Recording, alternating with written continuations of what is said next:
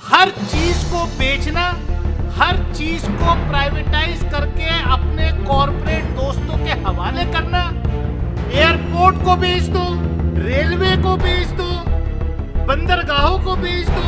अब बचा कुचा किसानी बची थी, किसानों की, उनकी आमदनी को भी बेचने का काम, कॉरपोरेट्स के, मल्टीनेशनल्स के हवाले करने का काम इस बिल के माध्यम से सरकार कर रही है।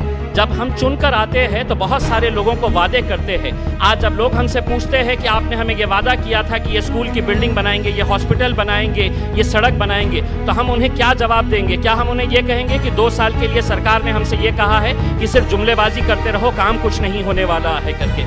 जो मेरे लोकसभा क्षेत्र के लोगों ने टैक्स का पैसा दिया उसको तो कम से कम वापस मिलना चाहिए लोगों को। और सांसद जो हैं वो सवाल भी नहीं पूछ सकते। अब कोई ग्रांट भी हम कोई सैंक्शन नहीं कर सकते, तो किस बात के लिए फिर हमें लोगों ने इतनी उम्मीदें लगाकर चुना?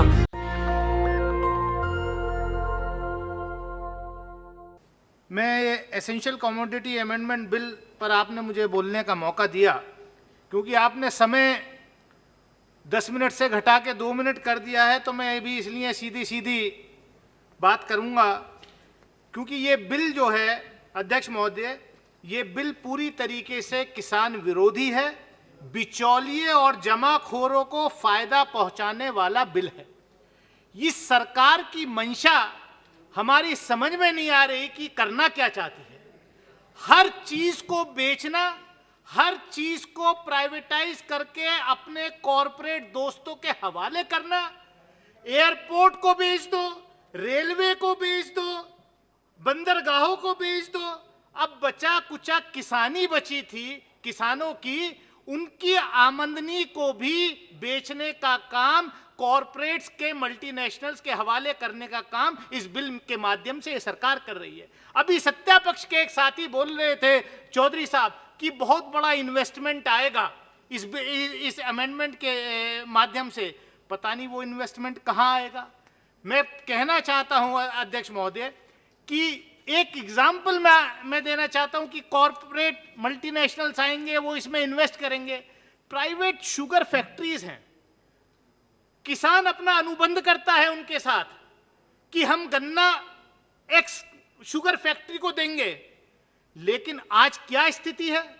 एक साल का पेमेंट गन्ना किसानों का प्राइवेट चीनी मिल नहीं कर पा रहे हैं।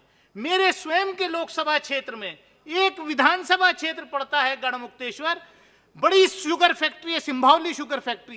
एक फैक्ट्री पर 380 करोड़ रुपए किसानों का बकाया है। और जब मैंने अभी पिछले हफ्ते उस शुगर फैक्ट्री के लोगों को कहा कि भी क्यों नहीं भुगतान हो रहा, तो ये सरकार इतनी सीरियस है किसानों के लिए कि वहां के जिलाधिकारी और स्टेट गवर्नमेंट के लिखने के बावजूद जो एक्सपोर्ट सब्सिडी की जो रकम मिलती है, पिछले 3 साल से वो भी नहीं दी है। तो किसान तो क्या आत्मनिर्भर होगा? आपदा में अवसर ये तलाश रहे हैं कि किस तरीके से इस आपदा के माध्यम से जो है, जो पिछले 70 साल में इस देश में चीजें बनाई थी, जो पब्लिक सेक्टर अंडरटेकिंग्स बनाए थे, उनको किस तरीके से बेचा जाए। मैं आपके माध्यम से अध्यक्ष महोदय, मैं यही कहना चाहूंगा कि सरकार को इस बिल पर दोबारा सोचना चाहिए, क्योंकि ये बिल जो आ रहा है ये जमाखोरों को लाइसेंस देने वाला बिल है। हम जानते हैं कि आपने की नियत है उन्हीं जमाखोरों को फायदा पहुंचाने की। मैं अभी सरकार ने वादा किया है कि किसानों की आमदनी 2 गुना होगी। किसानों की आमदनी कौन सी 2 गुना हो रही है? किसानों को अध्यक्ष महोदय यूरिया तक उपलब्ध नहीं कराया जा रहा है। इस बिल का भी वही हशर होगा जिस तरीके से नोटबंदी को यह ऐलान किया गया था कि इसका फायदा काला धन समाप्त करने के लिए किया जाएगा, लेकिन सैकड़ों लोगों की जान लाइनों में लग करके चलेगी। मेरी आपके माध्यम से सरकार से पुनः यह आग्रह है, अपील है कि ऐसे किसान विरोधी बिल को सरकार पुनर्विचार करे, उस पर जो है दोबारा गौर करे। बहुत बहुत धन्यवाद। ने जब ये फैसला लिया कि 30% सैलरीज काट दी जाएगी। अगर उससे पहले एक पत्र सभी सांसदों को अगर भेजा जाता और उनसे पूछा जाता कि कितनी सैलरी काटना है, कि पैंडेमिक का पीरियड है और आपको भी कंट्रीब्यूट करना है, मैं यकीन के साथ कहता हूं, चाहे वो विरोधी पक्ष हो या सत्ताधारी पक्ष हो, सभी कहते कि हमारा 50% ले लीजिएगा या 100% ले लीजिएगा, क्योंकि उस वक्त के हालात वैसे ही थे। क्योंकि ये मेरा सैलरी है, मैं कैसे खर्च करना, किसको देना, ये मेरे हाथ में है। लेकिन MP लैड फंड के बारे में जो सभी सदस्यों ने ये बताया है कि लोकल एरिया डेवलपमेंट फंड, ये लोकल एरिया के डेवलपमेंट के लिए इस्तेमाल किया जाने वाला है। हम यही सरकार से पूछना चाह रहे हैं कि 2 साल आखिर हम करेंगे क्या?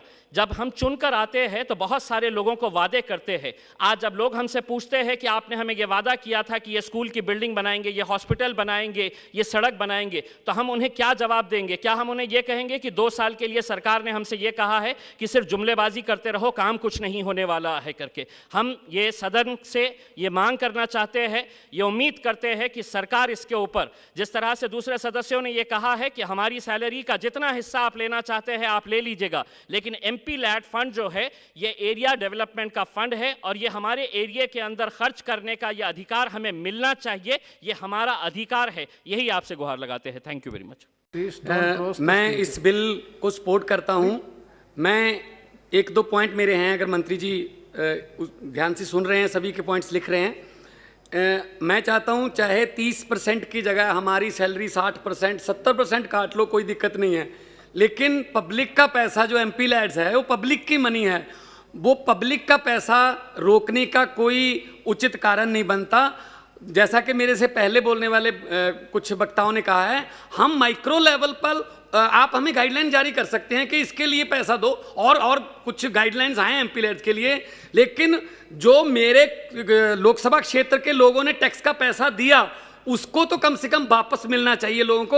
और सांसद जो हैं वो सवाल भी नहीं पूछ सकते, अब कोई ग्रांट भी हम कोई सैंक्शन नहीं कर सकते, तो किस बात के लिए फिर हमें लोगों ने इतनी उम्मीदें लगाकर चुना? तो मैं ये कहना चाहूँगा कि भले ही हमारे भत्ते या हमें मिलने वाली सहूलतों को कम कर दो, काट दो, खत्म कर दो, लेकिन जो 2.5 करोड़ जो हर 6 महीने बाद 5 करोड़ जो, बल्कि मैं तो चाहता था 25 करोड़ किया जाता उसको, जो अभी 5 करोड़ है 1 साल का, तो मैं इस बिल की सपोर्ट करता हूं। लेकिन साथ साथ में ये भी, मैं हाउस का सेंस भी यही है कि MP लैड्स जारी होना चाहिए ताकि हम लोगों का जो पैसा है लोगों पर ही लगा सके। सर थैंक यू, धन्यवाद। नेशनल दस्तक की आपसे गुजारिश है कि अगर इसको बचाना चाहते हैं तो नेशनल दस्तक को सब्सक्राइब करने के लिए रेड कलर के सब्सक्राइब बटन को दबाएं, फिर बेल आइकन की घंटी दबाएं। नेशनल दस्तक को बचाने के लिए बहुत जरूरी है कि हर खबर को शेयर करें, लाइक करें, कमेंट जरूर करें।